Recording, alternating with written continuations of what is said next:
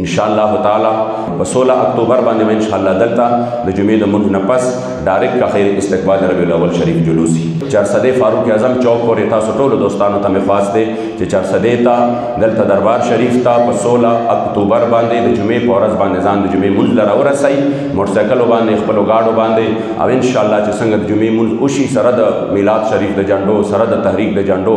سره د لبیک یا رسول الله او د سید یا رسول الله د بیجنو په کار دا چې دلته ټول دوستان په مینه محبت سره حاضرې وکړي دی باندې الله پاک ماحول ټیک کړي اغیار باندې میرا پرازي په دشمنانو باندې مرضی او د حضور د عاشقانو زړونو ته الله قرار ورکړي زمونږ حاضری د حضور په دربار کې لګيږي ورپسې په سبال باندې په 17 تاریخ باندې یعنی په 17 اکتوبر باندې ان شاء الله تعالی په مردان کې به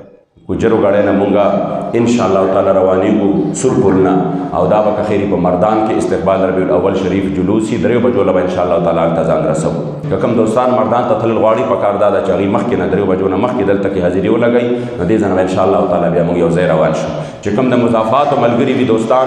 دغه پروګرام چې دغه استقبال د ربیع الاول شریف ریلی چې وي دا به په سرپرستی او قیادت د استاد العلماء امام المدرسین مفتی ابن مفتی حضرت شیخ التفسیر والحدیث حضرت علامہ مولانا ابو الفضل محمد فضل سبحان صاحب قادری دامت برکاتهم د استاد سے مبارک په مشرع کې به ان شاء الله د تاجدار ختم نبوت کونسل او د تحریک لبیک یا رسول الله زیر انتظام ان شاء الله تعالی د دغه ځای روانېږي څومره ملګري دوستان چې د مضافات وي د مردان وي هغه ټول زما دغه اعلان د ځان سره په زړونو کې ولیکي او ان شاء الله درو بجو ته بدک ځای ته حاضرېږي چې کوم روټ ان شاء الله بیا غي موږ لپاره متعین کی پاغي باندې ان شاء الله موږ د جلوس کوو